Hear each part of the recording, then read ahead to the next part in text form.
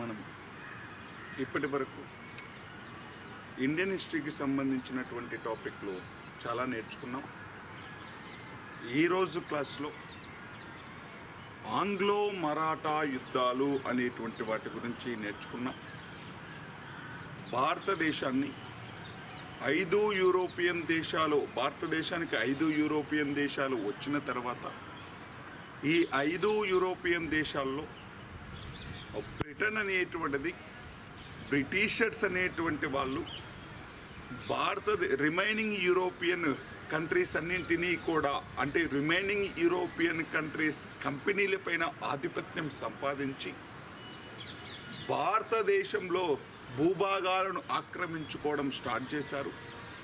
భారతదేశంలో భూభాగాలను ఆక్రమించుకోవడం స్టార్ట్ చేసి మొదటిసారిగా బెంగాల్ను ఆక్రమించుకున్నారు ప్లాసీ యుద్ధం, బక్సార్ యుద్ధాల ద్వారా. మరి బెంగాల్ను ఆక్రమించుకున్న తర్వాత ఇంకా మైసూర్ను ఆక్రమించుకున్నారు. దానితో పాటు పంజాబ్ను ఆక్రమించుకున్నారు. మరాఠా ఏరియాని, అంటే మరాఠాలను ఓడించి మరాఠాలు రూల్ చేస్తున్నటువంటి ఏరియాని ఆక్రమించుకున్నారు. సింధు ప్రాంతాన్ని ఆక్రమించుకున్నారు. అవధ్ ప్రాంతాన్ని ఆక్రమించుకున్నారు. వీటితో పాటు సబ్సిడరీ అలయన్స్ మెథడ్, సైన్య సహకార పద్ధతి అనేటువంటి విధానం ద్వారా భారతీయ రాజులకు తెలియకుండానే వాళ్ళ యొక్క స్వతంత్రాన్ని, వాళ్ళ యొక్క ఇండిపెండెన్స్ని లాస్ అవ్వడం జరిగింది.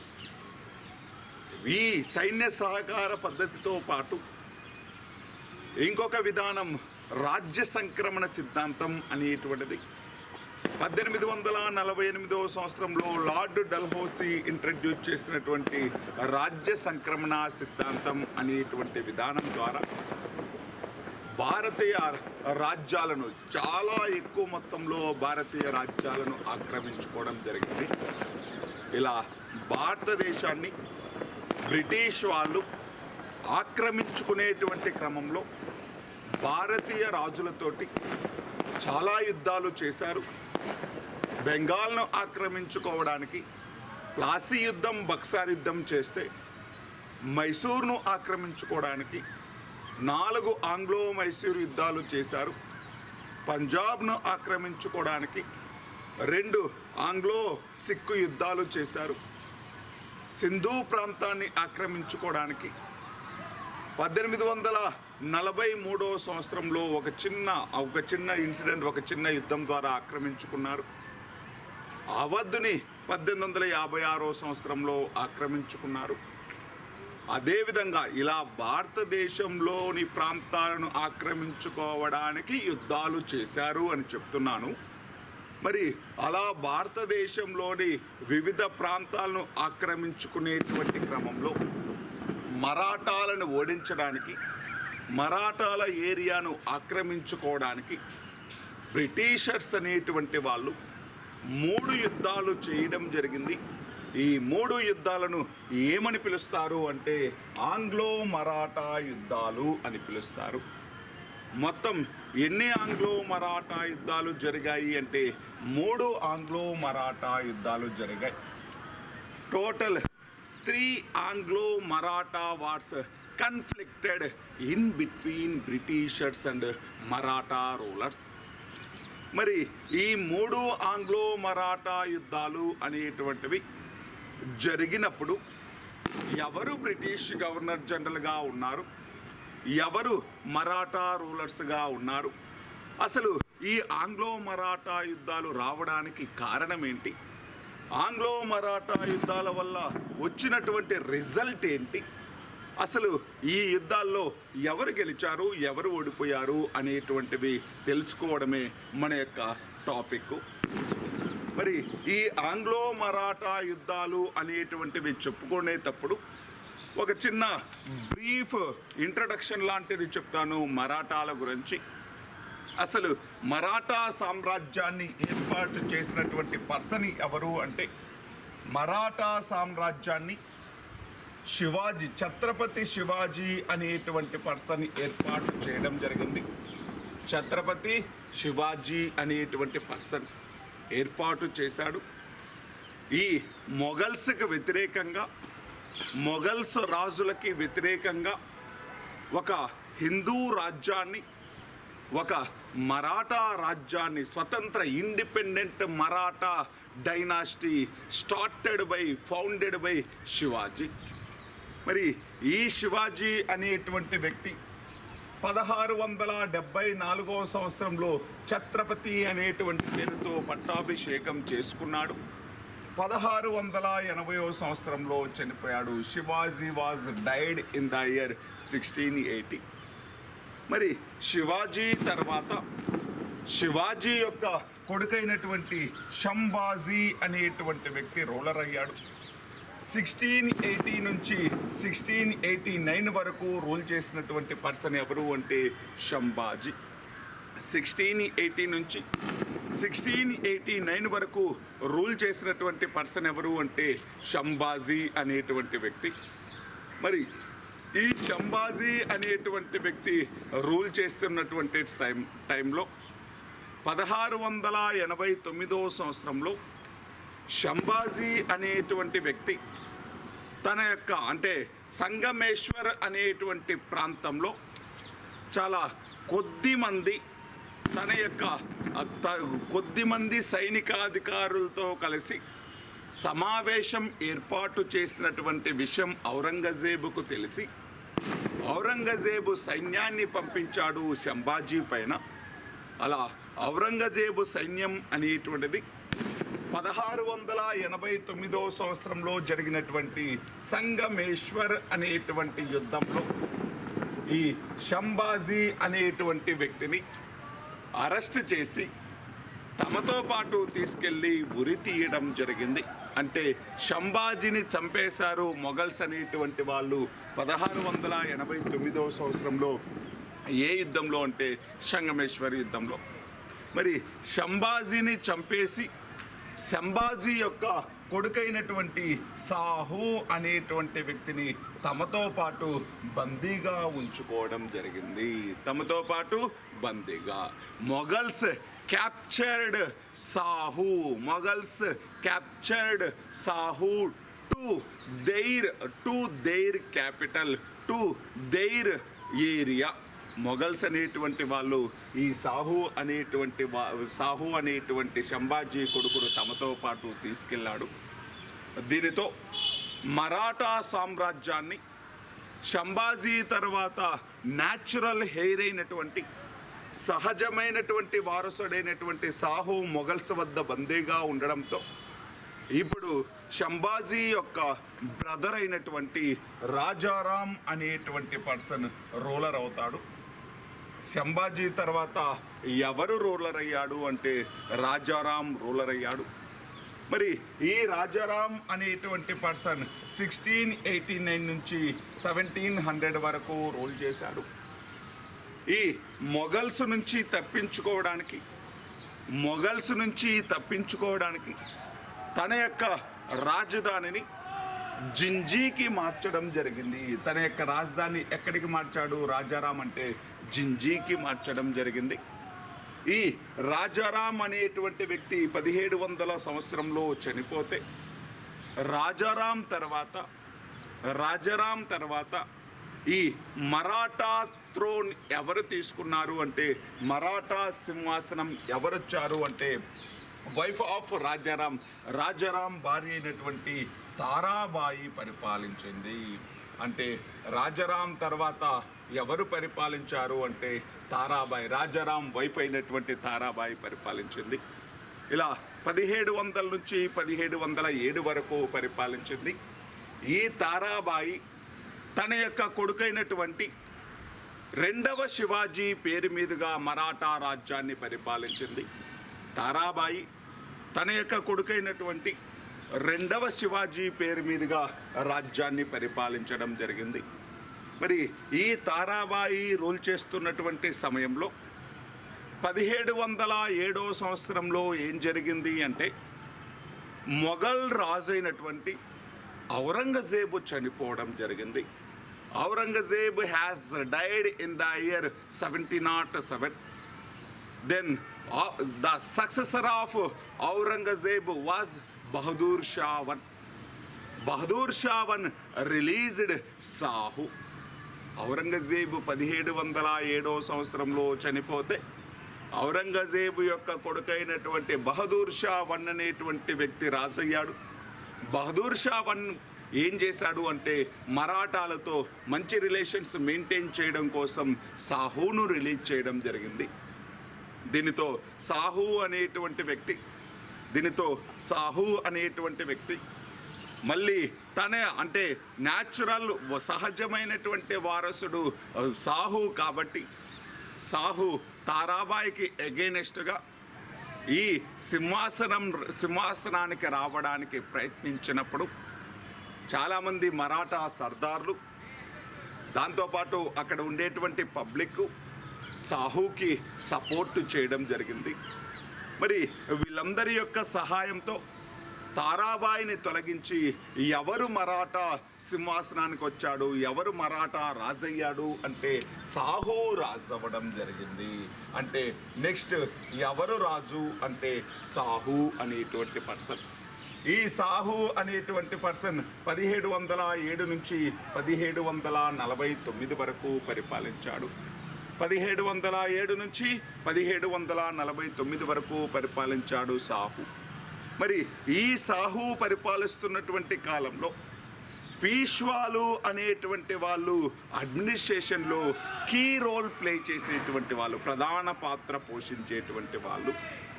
ఒరిజినల్గా రాజు అనేటువంటి వ్యక్తి సాహు అయినప్పటికీ పరిపాలన మొత్తం ఎవరి చేతుల్లో ఉండేది అంటే పీష్వాస్ చేతుల్లో ఉండేది, పేష్వాల చేతుల్లో ఉండేది. మరి who was Peshwa? What is the duty of Peshwa? Peshwa means prime minister. Peshwa అంటే ఎవరు అంటే ప్రధానమంత్రి. పీష్వా అంటే ఎవరు అంటే ప్రధానమంత్రి. మరి ఈ పీష్వా లేకపోతే ప్రధానమంత్రి అనేటువంటి పదవిని శివాజీ రాజుగా ఉన్న సమయంలో ఏర్పాటు చేయడం జరిగింది. ద క్యాబినెట్ ఆఫ్ శివాజీ మంత్రివర్గాన్ని లేకపోతే శివాజీ క్యాబినెట్ని అష్టప్రధానులు అని పిలిచేటువంటి వాళ్ళు. ఏమని పిలుస్తారు అంటే అష్టప్రధానులు అని ఎవరి మంత్రివర్గాన్ని పిలుస్తారు అంటే శివాజీ మంత్రివర్గాన్ని. ఈ అష్టప్రధానుల్లో ఒక పోస్టు పేరు పీష్వా అంటే ప్రధానమంత్రి.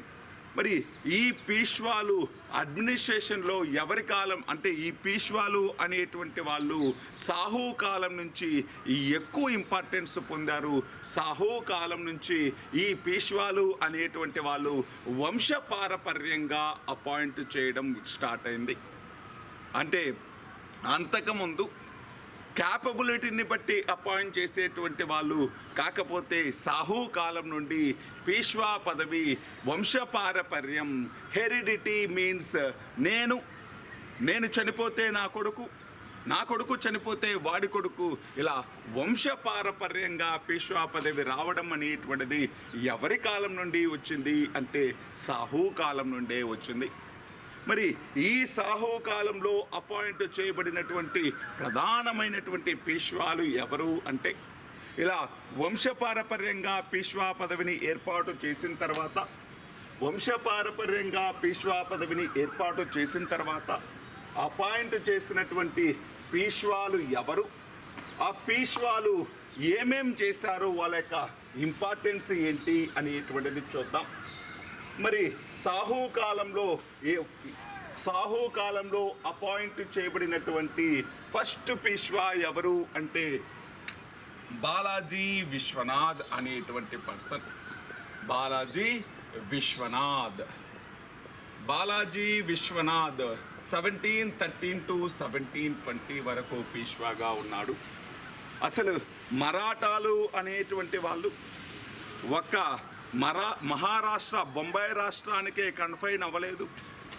టోటల్ నార్త్ ఇండియాకి కూడా ఎక్స్ప్లోర్ అయ్యారు. నార్త్ ఇండియాను కూడా రూల్ చేయడం జరిగింది. మొఘల్స్ అనేటువంటి వాళ్ళు పేరుకు మాత్రమే భారతీయ రాజులుగా చెప్పబడ్డారు.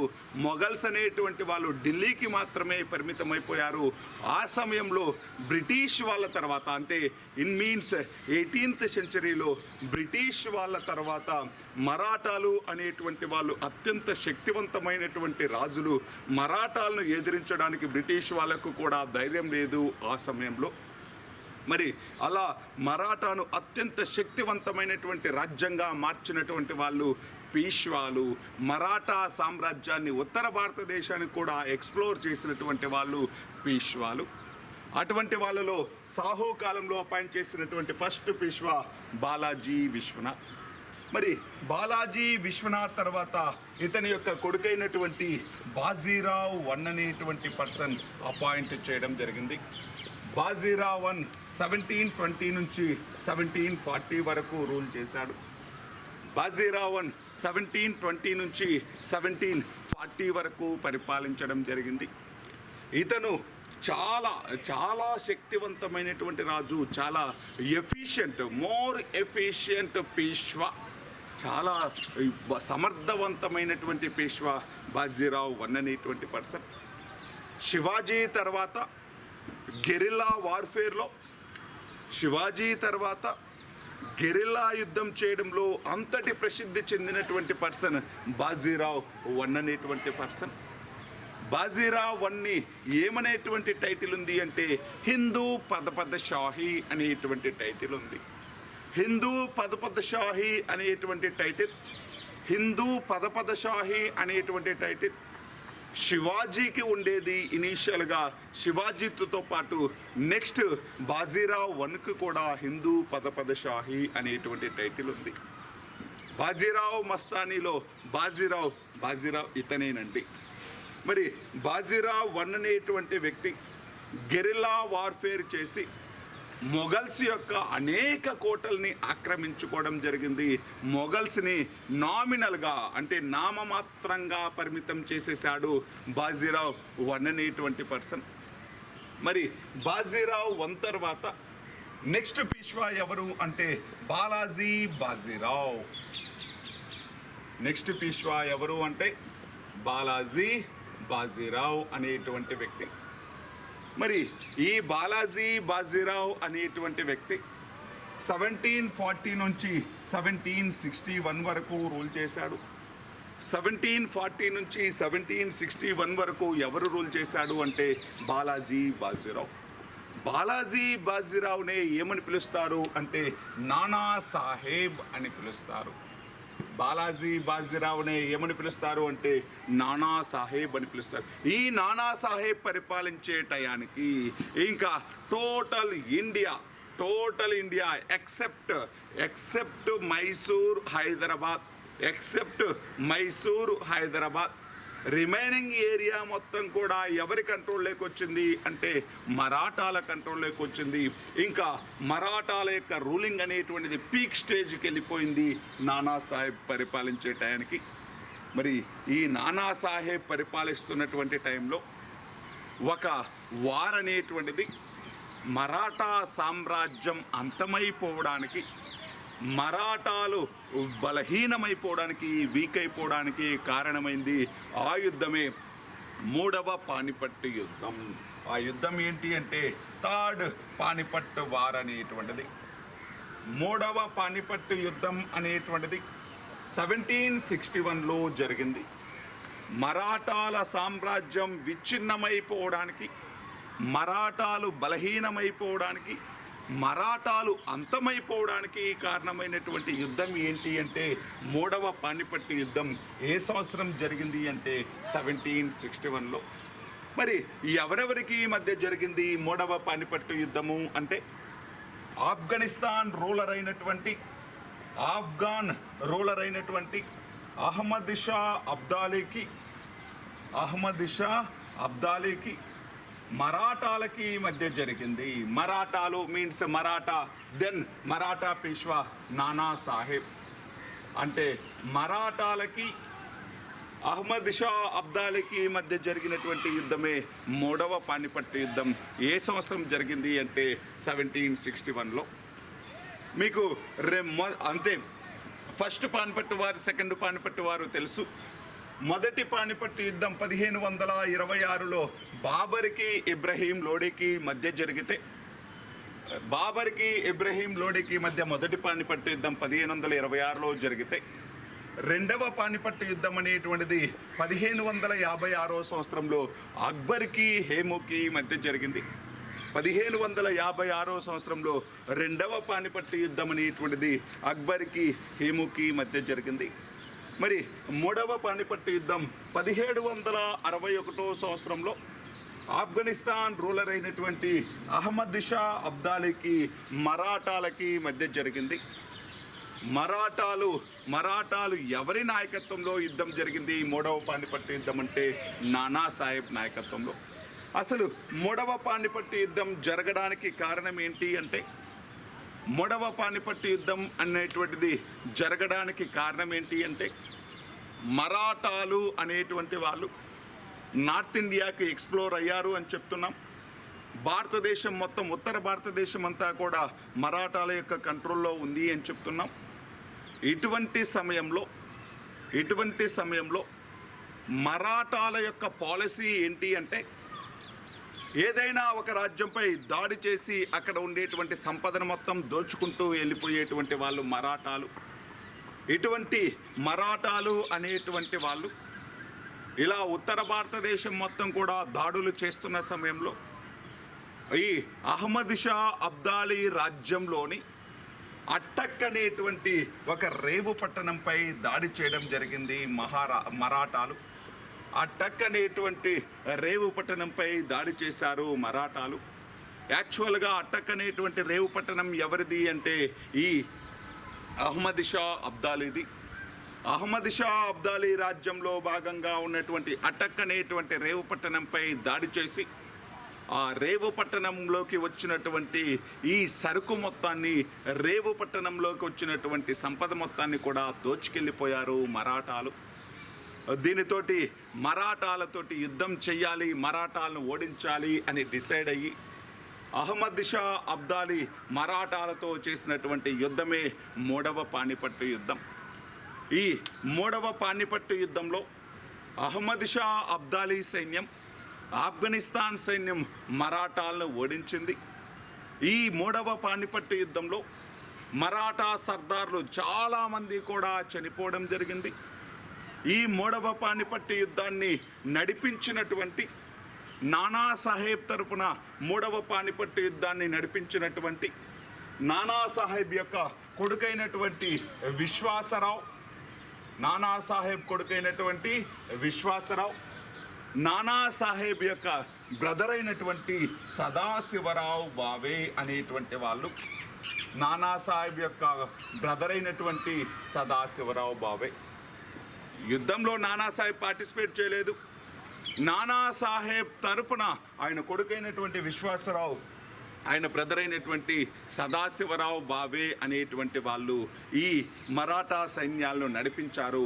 మూడవ పానిపట్టు యుద్ధాన్ని లీడ్ చేశారు. కాకపోతే విశ్వాసరావు చనిపోయాడు, సదాశివరావు బావే చనిపోయాడు, మరాఠా సర్దార్లు అందరూ కూడా చనిపోయాడు. ఇంకా ఎఫిషియెంట్ అయినటువంటి మరాఠాస్ అందరూ కూడా ఈ మూడవ పానిపట్టు యుద్ధంలో మరణించడం జరిగింది. ఇది మరాఠాలని కోలుకోలేనటువంటి ఒక దెబ్బతీసింది. ఇలా మూడవ పానిపట్టు యుద్ధంలో మరాఠాలు ఓడిపోయి తమ శక్తి మొత్తం కూడా, అంటే వాళ్ళు బాగా వీక్ అయిపోయి మరాఠాలు అనేటువంటి వాళ్ళు బలహీనం అవ్వడం ఎవరికి లాభం చేకూర్చింది అంటే, ఎవరు బెనిఫిట్ పొందారు అంటే బ్రిటిషర్స్. ఆ టైంలో బ్రిటిషర్స్కి అగెయినెస్ట్గా బ్రిటిషర్స్ను ఓడించగలిగేటువంటి కెపాసిటీ ఉన్న ఏకైక అంటే ఏకైక సైన్యం ఎవరిది అంటే మరాఠాలది. అటువంటి బలమైనటువంటి మరాఠాలు ఎవరి చేతిలో ఓడిపోయారు అంటే ఈ అహ్మద్ షా అబ్దాలీ చేతిలో ఓడిపోయారు. ఓడిపోయి బలహీనమైపోయింది. ఈ సిచ్యుయేషన్ని బ్రిటిషర్స్ యూజ్ చేసుకోవాలి అనుకున్నారు. ఇలా బలహీనమైనటువంటి మరాఠాలను ఓడించి మరాఠా సామ్రాజ్యాన్ని ఆక్రమించుకోవాలి అని ప్రయత్నం చేశారు ఈ బ్రిటిషర్స్ అనేటువంటి వాళ్ళు. ఇలా మూడవ పానిపట్టు యుద్ధం యొక్క ఫలాలని, మూడవ పానిపట్టు యుద్ధం యొక్క రిజల్ట్ అని ఎవరు యూజ్ చేసుకున్నారు అంటే బ్రిటిషర్స్ యూజ్ చేసుకోవడం జరిగింది. ఎవరికి ఉపయోగం జరిగింది మూడవ పానిపట్టు యుద్ధం వల్ల అంటే బ్రిటిషర్స్కి ఉపయోగం జరిగింది. బ్రిటిషర్స్ మరాఠాలను ఆక్రమించుకోవడానికి, మరాఠాలను ఓడించడానికి ఉపయోగపడింది ఏ యుద్ధము అంటే థర్డ్ పానిపట్టు వార్ అనేటువంటిది. మరి ఈ మూడవ పానిపట్టు యుద్ధంలో 1761లో జరిగినటువంటి మూడవ పానిపట్టు యుద్ధంలో మరాఠాలు ఓడిపోయారు. మరాఠా సర్దార్లు చనిపోయారు. నానాసాహెబ్ యొక్క కొడుకైనటువంటి విశ్వాసరావు, నానాసాహెబ్ యొక్క బ్రదర్ అయినటువంటి సదాశివరావు బాబే చనిపోయారు. ఎప్పుడైతే మరాఠాలు యుద్ధంలో ఓడిపోయారు అని తెలిసిందో, మరాఠా సర్దార్లు చనిపోయారు అనేటువంటి విషయం తెలిసిందో, నానాసాహెబ్ అనేటువంటి వ్యక్తి, అతనికి కూడా హార్ట్ అటాక్ తోటి చనిపోవడం జరిగింది. ఆ బాధతోటి చనిపోయాడు నానాసాహెబ్. మరి నానాసాహెబ్ అనేటువంటి వ్యక్తి చనిపోయిన తర్వాత పీష్వా చైర్ కోసం, నానాసాహెబ్ అనేటువంటి వ్యక్తి చనిపోయిన తర్వాత పీష్వా పదవి ఎవరికి వచ్చింది అంటే నానాసాహెబ్ యొక్క కొడుకైనటువంటి మాధవరావు వన్ అనేటువంటి వ్యక్తి. అంటే ఆఫ్టర్ నానాసాహెబ్ ఎవరు పీష్వా అయ్యారు అంటే మాధవరావు వన్ అనేటువంటి వ్యక్తి. మాధవరావు వన్ అనేటువంటి వ్యక్తి. ఈ మాధవరావు వన్ అనేటువంటి వ్యక్తి 1761 నుంచి 1772 వరకు పీష్వాగా ఉన్నాడు. మాధవరావు అనేటువంటి వ్యక్తి 1761 నుంచి 1772 వరకు పీష్వాగా ఉన్నాడు. మరి మాధవరావు అనేటువంటి వ్యక్తి కూడా సమర్థవంతమైన వాడే. తిరిగి మరాఠాల యొక్క ప్రాబల్యాన్ని, మరాఠాల యొక్క ఇంపార్టెన్స్ని రీస్టోర్ చేయడానికి ప్రయత్నించాడు. చాలా వరకు సక్సెస్ అయ్యాడు మాధవరావు వన్ అనేటువంటి వ్యక్తి. మాధవరావు వన్ అనేటువంటి వ్యక్తి చనిపోయిన తర్వాత, మాధవరావు వన్ చనిపోయే సమయానికి ఇతని కొడుకు చిన్నపిల్లవాడు నారాయణరావు అనేటువంటి వ్యక్తి. ఈ నారాయణరావు అనేటువంటి వ్యక్తి చిన్నపిల్లవాడు. ఈ నారాయణరావు అనేటువంటి వ్యక్తి చిన్నపిల్లవాడు. దీంతో నారాయణరావును ఎవరు అపోజ్ చేశారు అంటే, నారాయణరావు పీష్వా కాకుండా ఎవరు అపోజ్ చేశారు అంటే రఘోబా లేకపోతే రఘునాథరావు. ఎవరు అపోజ్ చేశారు అంటే రఘోబానే రఘునాథరావు అని పిలుస్తారు. రఘోబానే ఏమని పిలుస్తారు అంటే రఘునాథరావు. ఈ రఘోబా లేకపోతే రఘునాథరావు నారాయణరావుని అపోజ్ చేయడం జరిగింది. ఈ రఘోబా లేకపోతే రఘునాథరావు అనేటువంటి వ్యక్తి నారాయణరావుని చంపించేయడం జరిగింది. ఇలా 1772 నుంచి 1773 వరకు 1 సంవత్సరం మాత్రమే పీష్వాగా ఉన్నాడు నారాయణరావు. నారాయణరావు ఎవరి చేతిలో చనిపోయాడు అంటే రఘోబా లేకపోతే రఘునాథరావు చంపించడం జరిగింది. మళ్ళీ ఈ రఘోబా లేకపోతే రఘునాథరావు నారాయణరావు తర్వాత పీష్వాగా మారాడు. ఈ రఘునాథరావు అనేటువంటి వ్యక్తి 1773 నుంచి 1774 వరకు కేవలం 1 సంవత్సరం మాత్రమే పీష్వాగా ఉన్నాడు. మరి ఈ మరాఠాలు అనేటువంటి వాళ్ళు, మరాఠా సర్దార్లు అనేటువంటి వాళ్ళు రఘోబాను వ్యతిరేకించడం జరిగింది, రఘునాథరావును వ్యతిరేకించడం జరిగింది.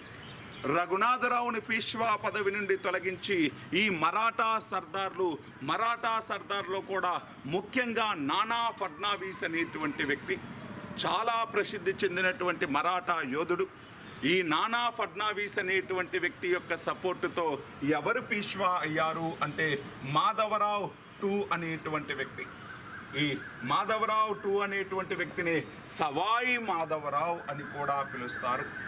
ఈ మాధవరావు టూ అనేటువంటి వ్యక్తి 1774 నుంచి అంటే 1775 నుంచి 1796 వరకు పీష్వాగా ఉన్నాడు. అంటే మాధవరావు వన్ చనిపోయిన తర్వాత పీష్వా చైర్ కోసం రఘునాథరావు అంటే మాధవరావు వన్ యొక్క కొడుకైనటువంటి నారాయణరావుకి, అదేవిధంగా అతని యొక్క నారాయణరావు యొక్క పేటర్నల్ అంకులైనటువంటి రఘోబా లేకపోతే రఘునాథరావుకి చిన్న రైవాలిటీ వచ్చింది. ఈ నారాయణరావుని రఘునాథరావు చంపేసి పీష్వా అయితే, ఈ రఘునాథరావు దొంగతనంగా అంటే ఒక కాన్స్పిరసీ చేసి ఒక కుట్రపూరితంగా పీష్వా పదవిలోకి వచ్చాడు అని భావించి మరాఠా యోధుడైనటువంటి నానా ఫడ్నవీసు మిగిలిన మరాఠా సర్దార్లు వ్యతిరేకించి రఘునాథరావుని పీష్వా పదవి నుంచి దించేశారు. రఘునాథరావుని దించేసి ఎవరిని పీష్వా చేశారు అంటే సవాయి మాధవరావుని పీష్వాగా చేయడం జరిగింది. దీనితోటి రఘునాథరావు అనేటువంటి వ్యక్తి పీష్వా పదవి కోసం ఎవరి యొక్క సపోర్టు తీసుకోవాలి అనుకున్నాడు అంటే బ్రిటిషర్స్ యొక్క సపోర్టు తీసుకోవాలి అనుకున్నాడు. ఇలా రఘునాథరావు అనేటువంటి వ్యక్తి మళ్ళీ పీష్వా పదవిని దక్కించుకోవడానికి ఈ బ్రిటిషర్స్ యొక్క సహాయం కోరడం జరిగింది. బ్రిటిషర్స్ అనేటువంటి వాళ్ళు అవకాశం కోసం వెయిట్ చేస్తూ ఉన్నారు. ఎప్పుడెప్పుడు అవకాశం వస్తుందా, ఎప్పుడెప్పుడు మరాఠాల రాజ్యాన్ని ఆక్రమించుకుందామా, ఎప్పుడెప్పుడు మరాఠాల యొక్క ఇంటర్నల్ ఇష్యూస్లో ఇంటర్ఫియర్ అవుదామా అని అంటే అదును కోసం సమయం కోసం వెయిట్ చేస్తున్నటువంటి టైంలో ఆ అవకాశం కల్పించాడు రఘునాథరావు బ్రిటిషర్స్ యొక్క హెల్ప్ కోరడం జరిగింది. దీంతో బ్రిటిషర్స్ ఈ రఘునాథరావుకు సహాయం చేయడానికి నిర్ణయించుకోవడం జరిగింది. ఇలా బ్రిటిషర్స్ రఘునాథరావుకు సహాయం చేయడానికి నిర్ణయించుకొని మరాఠాలతోటి చేసినటువంటి యుద్ధమే మొదటి ఆంగ్లో మరాఠా యుద్ధం. ఫస్ట్ మనము దేని గురించి చెప్తున్నాము అంటే ఆంగ్లో మరాఠా యుద్ధాల్లో ఫస్ట్ ఆంగ్లో మరాఠా యుద్ధం అండి. ఇప్పటి వరకు మనం పీష్వాల గురించి చెప్పుకుంటూ ఒక క్రోనాలజీ ప్రకారం చెప్పుకుంటున్నాం. అంటే మొదటి ఆంగ్లో మరాఠా యుద్ధం అనేటువంటిది ఎవరెవరికి మధ్య జరిగింది అంటే మొదటి ఆంగ్లో మరాఠా యుద్ధం అనేటువంటిది ఎవరెవరికి మధ్య జరిగింది అంటే మరాఠా పీష్వా అయినటువంటి మాధవరావు టూ అనేటువంటి వ్యక్తికి, అదేవిధంగా బ్రిటిషర్స్కి మధ్య జరిగింది. బ్రిటిషర్స్ ఎవరి తరపున యుద్ధంలో పాల్గొన్నారు అంటే రఘునాథరావు తరపున యుద్ధంలో పాల్గొన్నారు. మరి ఇప్పుడు మొదటి ఆంగ్లో మరాఠా యుద్ధం ఎప్పుడెప్పుడు జరిగింది అంటే 1775 నుంచి 1782 మధ్యలో మొదటి ఆంగ్లో మరాఠా యుద్ధం ఎప్పుడు జరిగింది? 1775 నుంచి 82 మధ్య జరిగింది. మొదటి ఆంగ్లో మరాఠా యుద్ధం ఎవరెవరి మధ్య జరిగింది? రెండవ మాధవరావుకి బ్రిటిషర్స్కి మధ్య జరిగింది. బ్రిటిషర్స్ ఎవరి తరపున యుద్ధంలో పాల్గొన్నారు? రఘునాథరావు తరపున యుద్ధంలో పాల్గొన్నారు. మరి ఆ మొదటి ఆంగ్లో మరాఠా యుద్ధం జరిగినప్పుడు బ్రిటిష్ గవర్నర్ జనరల్ ఎవరు అంటే వారన్ హేస్టింగ్స్ అనేటువంటి వ్యక్తి. మొదటి ఆంగ్లో మరాఠా యుద్ధం జరిగినప్పుడు బ్రిటిష్ గవర్నర్ జనరల్ ఎవరు అంటే వారన్ హేస్టింగ్స్ అనేటువంటి వ్యక్తి. వారన్ హేస్టింగ్స్ అనేటువంటి వ్యక్తి బ్రిటిష్ గవర్నర్ జనరల్గా ఉన్నప్పుడు మొదటి ఆంగ్లో మరాఠా యుద్ధం జరిగింది. ఈ మొదటి ఆంగ్లో మరాఠా యుద్ధంలో రెండవ మాధవరావుకి మరాఠా సర్దార్లందరూ సపోర్టు చేశారు. నానా ఫడ్నవీస్ అనేటువంటి వ్యక్తి సపోర్టు చేశాడు. ఇలా వీళ్ళందరి యొక్క సపోర్టుతోటి మ్యాక్సిమం విక్టరీస్ బ్రిటిషర్స్ని ఓడించడం జరిగింది. బ్రిటిషర్స్ని ఓడించాడు, రఘునాథరావుని ఓడించారు. బ్రిటిషర్స్ చాలా వరకు ఫెయిల్ అయిపోవడం జరిగింది, చాలా వరకు లాస్ అవ్వడం జరిగింది ఈ మొదటి ఆంగ్లో మరాఠా యుద్ధంలో. దీనితోటి బ్రిటిషర్స్ అనేటువంటి వాళ్ళు ఇంకా మరాఠాలను ఓడించలేము అని నిర్ణయించుకొని మరాఠాలతోటి ఒక సంధి చేసుకొని మొదటి ఆంగ్లో మరాఠా యుద్ధాన్ని కన్క్లూడ్ చేయడం జరిగింది. మొదటి ఆంగ్లో మరాఠా యుద్ధాన్ని ముగించడం జరిగింది. అలా మొదటి ఆంగ్లో మరాఠా యుద్ధం ఏ సంధి ద్వారా ముగిసింది అంటే సాల్బాయ్ సంధి ద్వారా ముగిసింది. ఏ సంధి ద్వారా ముగిసింది అంటే సాల్బాయ్, లేకపోతే దానినే ప్రొనౌన్సియేషన్ సాల్బే సంధి అని పిలుస్తాం. First Anglo Maratha war concluded with the treaty Salbai. మొదటి ఆంగ్లో మరాఠా యుద్ధం ఏ సంధి ద్వారా ముగిసింది అంటే సాల్బే సంధి ద్వారా ముగిసింది 1782 సంవత్సరంలో. సాల్బే సంధి ఎవరెవరి మధ్య జరిగింది అంటే బ్రిటిష్ గవర్నర్ జనరల్ అయినటువంటి వారన్ హేస్టింగ్కి మరాఠాల పీష్వా అయినటువంటి మాధవరావు టూకి మధ్య జరిగింది. దీనితో మొదటి ఆంగ్లో మరాఠా యుద్ధం అనేటువంటిది ముగిసింది. మరి మొదటి ఆంగ్లో మరాఠా యుద్ధం అనేటువంటిది ముగిసిన తర్వాత ఇంకొక 20 సంవత్సరాల వరకు మరాఠాల యొక్క వ్యవహారాల్లో కలగజేసుకోలేదు ఎవరు అంటే బ్రిటిషర్స్ అనేటువంటి వాళ్ళు. మరి ఇలా మాధవరావు టూ అనేటువంటి వ్యక్తి, సవాయి మాధవరావు అనేటువంటి వ్యక్తి పరిపాలిస్తూ ఉన్నాడు. మరి సవాయి మాధవరావు తర్వాత, సవాయి రెండవ మాధవరావు తర్వాత ఇతని కొడుకైనటువంటి బాజీరావు టూ అనేటువంటి వ్యక్తి పీష్వా అవ్వడం జరిగింది. సవాయి మాధవరావు తర్వాత ఎవరు పీష్వా అయ్యారు అంటే బాజీరావు టూ అనేటువంటి వ్యక్తి పీష్వా అవ్వడం జరిగింది. ఈ బాజీరావు టూ అనేటువంటి వ్యక్తి ఎక్కడి నుంచి ఎక్కడి వరకు అంటే 1796 నుంచి 1819 వరకు పీష్వాగా ఉన్నాడు. 1796 నుంచి 1896 వరకు పీష్వా ఎవరు అంటే ఈ బాజీరావు టూ అనేటువంటి వ్యక్తి. మరి ఈ బాజీరావు టూ అనేటువంటి వ్యక్తి చిట్ట చివరి పీష్వా, చిట్ట చివరి మరాఠా పీష్వా ఎవరు అంటే బాజీరావు టూ. ఫస్ట్ పీష్వా మనం చూసాం బాలాజీ విశ్వనాథ్. బాలాజీ విశ్వనాథ్ తర్వాత బాజీరావు వన్, బాజీరావు వన్ తర్వాత బాజీరావు, ఆయనే నానాసాహెబ్, ఆయన తర్వాత మాధవరావు వన్, ఆయన తర్వాత నారాయణరావు, ఆయన తర్వాత మాధవరావు టూ అనేటువంటి వ్యక్తి, ఆయన తర్వాత వచ్చినటువంటి వాడే బాజీరావు టూ. ఈ బాజీరావు టూ అనేటువంటి వ్యక్తి రూలింగ్లోకి వచ్చిన తర్వాత ఇలా బాజీరావు టూ అనేటువంటి వ్యక్తి పీష్వాగా ఉన్న సమయంలో ఇద్దరు ప్రముఖమైనటువంటి మరాఠా యోధులు చనిపోవడం జరిగింది. ఈ ఇద్దరు ప్రముఖ మరాఠా యోధులు ఎవరు అంటే ఒకరు నానా ఫడ్నవీస్ చనిపోయాడు.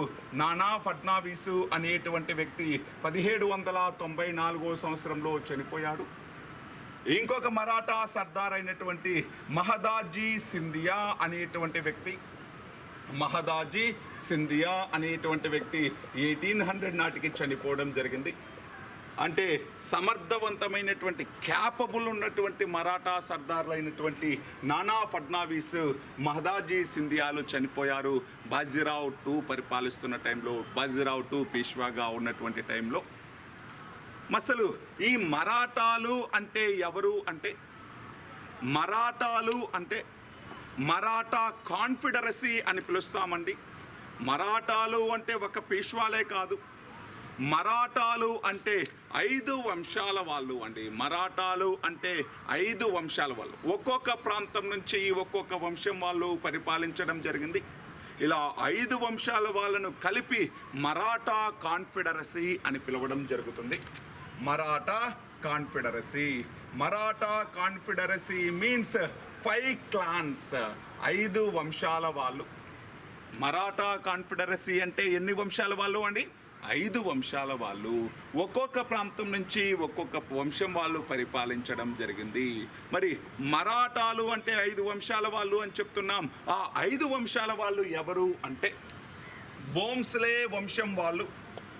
భోంస్లే వంశం వాళ్ళు నాగపూర్ నుంచి పరిపాలించడం జరిగింది. అంటే మరాఠాలు 5 వంశాల వాళ్ళు. మరాఠాలు అంటే ఒకటే వంశం కాదండి. మరాఠా సర్దార్లు, వాళ్ళని మరాఠా జాగీర్దార్లు అని పిలుస్తాం.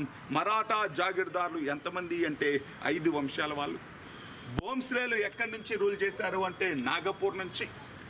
గైక్వాడ్లు అనేటువంటి వాళ్ళు, గైక్వాడ్లు అనేటువంటి వాళ్ళు బరోడా నుంచి పరిపాలిస్తే, భోంస్లేలు నాగపూర్ నుంచి, గైక్వాడ్లు బరోడా నుంచి, సింధియాలు అనేటువంటి వాళ్ళు గ్వాలియర్ నుంచి. సింధియాలు ఏ ఏరియా నుంచి పరిపాలించారు అంటే గ్వాలియర్ నుంచి పరిపాలించారు. హోల్కర్లు అనేటువంటి వాళ్ళు ఇండోర్ నుంచి పరిపాలించారు. హోల్కర్లు ఎక్కడి నుంచి పరిపాలించారు అంటే ఇండోర్ నుంచి పరిపాలించారు. దానితో పాటు పీష్వాలు అనేటువంటి వాళ్ళు మనకు తెలుసు పూనా నుంచి పరిపాలించడం జరిగింది. పీష్వాలు ఎక్కడి నుంచి పరిపాలించారు అంటే పూనా నుంచి. ఇలా 5 వంశాల వాళ్ళని కలిపి మరాఠాలు అంటారు. భోంస్లేలు, గైక్వాళ్ళు, సింధియాలు, హోల్కర్లు, పీష్వాలు ఈ 5 మందిని కలిపి మరాఠా కాన్ఫెడరసీ అని పిలుస్తాం. ఒక్కొక్క ఏరియా నుంచి ఒక్కొక్క క్లాన్ రూల్ చేసింది. భోంస్లేలు నాగపూర్ నుంచి, గైక్వాళ్ళు బరోడా నుంచి, సింధియాలు గ్వాలియర్ నుంచి, హోల్కర్లు ఇండోర్ నుంచి, పీష్వాలు పూనా నుంచి పరిపాలించడం జరిగింది. ఈ మరాఠా కాన్ఫెడరసీ అనేటువంటిది చాలా కాలం నుంచి కొనసాగుతూ వస్తుంది. పీష్వాల టైం నుంచి అంటే ఫస్ట్ ఉన్నటువంటి పీష్వాల కాలం నుంచే కొనసాగుతూ వస్తుంది. మరాఠాల విజయాలు అనేటువంటి వాటికి, మరాఠాల ప్రాబల్యానికి ఈ 5 వంశాల వాళ్ళు కూడా ప్రధానమైనటువంటి కారణమే. వీళ్ళందరూ కలిపే అతిపెద్ద మరాఠా సామ్రాజ్యాన్ని ఏర్పాటు చేశారు. కానీ 18th సెంచరీ నాటికి ఇంకా ఎఫిషియెంట్ క్యాపబుల్ అయినటువంటి మరాఠా సర్దార్లు చాలా వరకు మరణించడం జరిగింది. మూడవ పానిపట్టు యుద్ధంలో మ్యాక్సిమం మరాఠా సర్దార్లు చనిపోతే, దీని తర్వాత 3వ పానిపట్టు యుద్ధం తర్వాత వచ్చినటువంటి మరాఠా సర్దార్లు అంతగా క్యాపబుల్ కాదు. ఉన్న నానా ఫడ్నవీస్, మహదాజీ సింధియాలు కూడా 1800 నాటికి చనిపోవడం జరిగింది. దీనితోటి ఇండోర్ను పాలిస్తున్నటువంటి హోల్కర్ వంశానికి చెందినటువంటి యశ్వంతరావు హోల్కర్ అనేటువంటి వ్యక్తి, ఇండోర్ను రూల్ చేస్తున్నటువంటి యశ్వంతరావు హోల్కర్ అనేటువంటి వ్యక్తి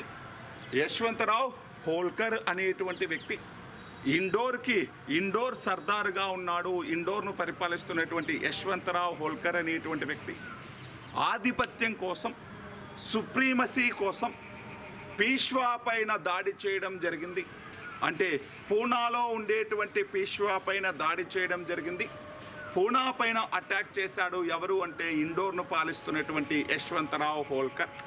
ఇలా యశ్వంతరావు హోల్కర్ అనేటువంటి వ్యక్తి పీష్వా పైన అటాక్ చేయడంతో పీష్వా అయినటువంటి బాజీరావు టూ అనేటువంటి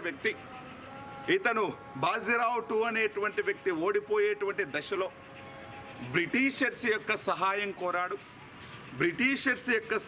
కోరి బ్రిటిషర్స్ చెప్పినటువంటి అగ్రిమెంట్ పైన సంతకం చేశాడు బాజీరావు టూ. ఇలా బ్రిటిషర్స్ తోటి సబ్సిడరీ అలయన్స్ మెథడ్ పైన, సైన్య సహకార పద్ధతి పైన సంతకం చేశాడు.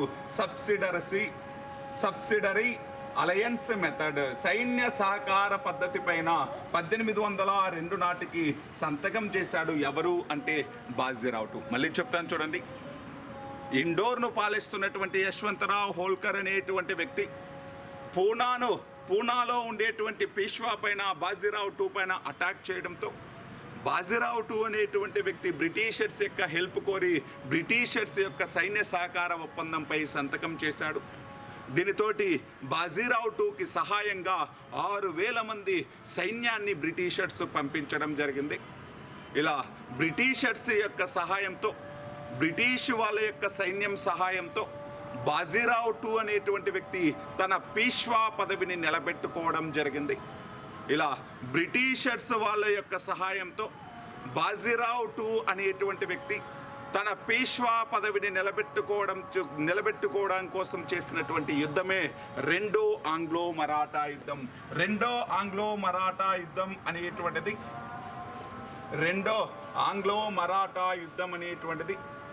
ఎప్పటి నుంచి ఎప్పటి వరకు జరిగింది అంటే 1803 నుంచి 1805 మధ్యలో జరిగింది. సెకండ్ ఆంగ్లో మరాఠా వార్ అనేటువంటిది 1803 నుంచి 1805 మధ్యలో జరిగింది. ఈ రెండో ఆంగ్లో మరాఠా యుద్ధం జరిగే సమయంలో బ్రిటిష్ గవర్నర్ జనరల్ ఎవరు అంటే లార్డ్ వెల్లెస్లీ. ఆ సమయంలో బ్రిటిష్ గవర్నర్ జనరల్ ఎవరు అంటే లార్డ్ వెల్లెస్లీ. మళ్ళీ ఒకసారి చెప్తాను చూడండి. యశ్వంతరావు హోల్కర్ అనేటువంటి వ్యక్తి పీష్వా పైన దాడి చేస్తే, పూనా పైన దాడి చేస్తే బాజీరావు టూ అనేటువంటి పేష్వా బ్రిటిషర్స్ యొక్క సహాయం కోరాడు. బ్రిటిషర్స్ యొక్క సహాయం కోరి బ్రిటిషర్స్ యొక్క సైన్య సహకార పద్ధతిపై సంతకం చేశాడు. దీనితో ఈ సైన్య సహకార పద్ధతిపై సంతకం చేసినటువంటి బాజీరావు టూకి సహాయంగా 6,000 మంది బ్రిటిష్ సైన్యాన్ని పంపించడం జరిగింది. ఈ సైన్యం అనేటువంటిది, ఈ బ్రిటిష్ సైన్యం అనేటువంటిది బాజీరావు టూని తిరిగి పీష్వా పదవిలో నియమించడం కోసం యశ్వంతరావు హోల్కర్ తోటి చేసినటువంటి యుద్ధమే, మిగతా మరాఠాలతోటి చేసినటువంటి యుద్ధమే రెండవ ఆంగ్లో మరాఠా యుద్ధం అనేటువంటిది. రెండవ ఆంగ్లో మరాఠా యుద్ధం అనేటువంటిది. ఇలా బాజీరావు టూను పీష్వా పదవిలో కూర్చోబెట్టడం కోసం, బాజీరావు టూని పీష్వాగా కన్సిడర్ చేయడం కోసం రిమైనింగ్ మరాఠాస్ తోటి, ముఖ్యంగా యశ్వంతరావు హోల్కర్ తోటి చేసినటువంటి యుద్ధమే ఈ రెండవ ఆంగ్లో మరాఠా యుద్ధం. 1803 నుంచి 1805 మధ్యలో జరిగింది. ఈ యుద్ధంలో బాజీరావు టూని పీష్వాగా తిరిగి నిలబెట్టారు. కానీ బాజీరావు టూని పీష్వాగా తిరిగి అంటే తన యొక్క పీష్వా పదవిని బాజీరావు టూ కాపాడుకున్నాడు. కానీ యశ్వంతరావు హోల్కర్ని ఓడించలేకపోయారు బ్రిటిషర్స్ అనేటువంటి వాళ్ళు. యశ్వంతరావు హోల్కర్ని ఓడించలేకపోయి 1805 నాటికి యశ్వంతరావు హోల్కర్ తోటి సంధి చేసుకుని రెండవ ఆంగ్లో మరాఠా యుద్ధాన్ని ముగించడం జరిగింది.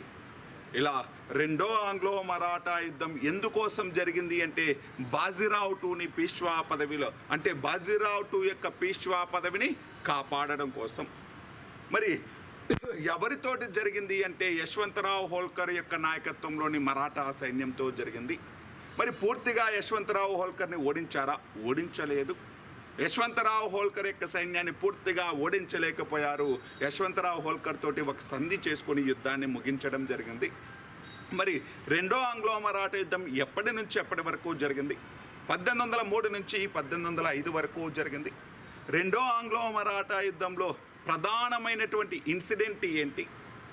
బాజీరావు టూ అనేటువంటి మరాఠా పీష్వా బ్రిటిష్ వాళ్ళ యొక్క సైన్య సహకార ఒప్పందంపై సంతకం చేయడం. మరి ఈ రెండవ ఆంగ్లో మరాఠా యుద్ధం జరిగేటువంటి సమయంలో బ్రిటిష్ గవర్నర్ జనరల్ ఎవరు?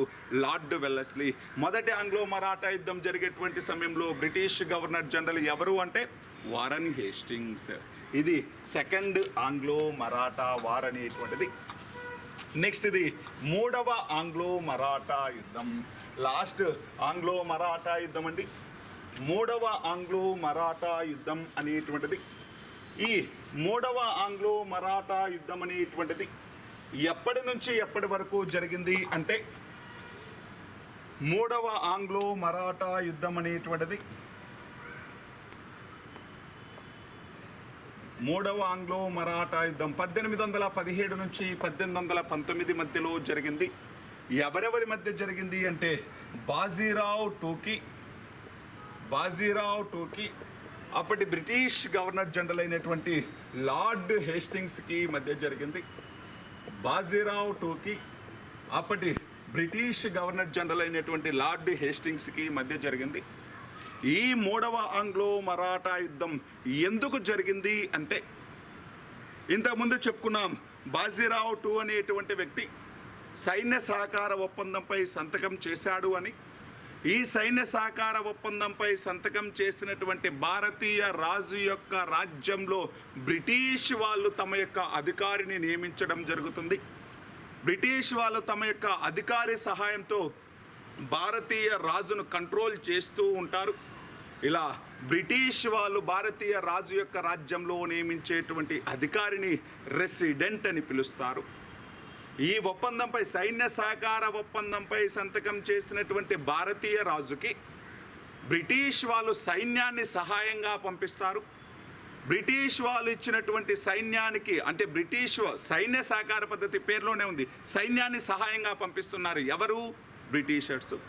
ఊరకే పంపించట్లా, అందుకు కొంత డబ్బైనా ఇవ్వాలి, డబ్బు లేకపోతే కొంత ప్రాంతంపై అధికారమైనా ఇవ్వాలి. దానితో పాటు ఈ భారతీయ రాజు ఎవరైతే ఈ ఒప్పందంపై సంతకం చేశాడో ఆ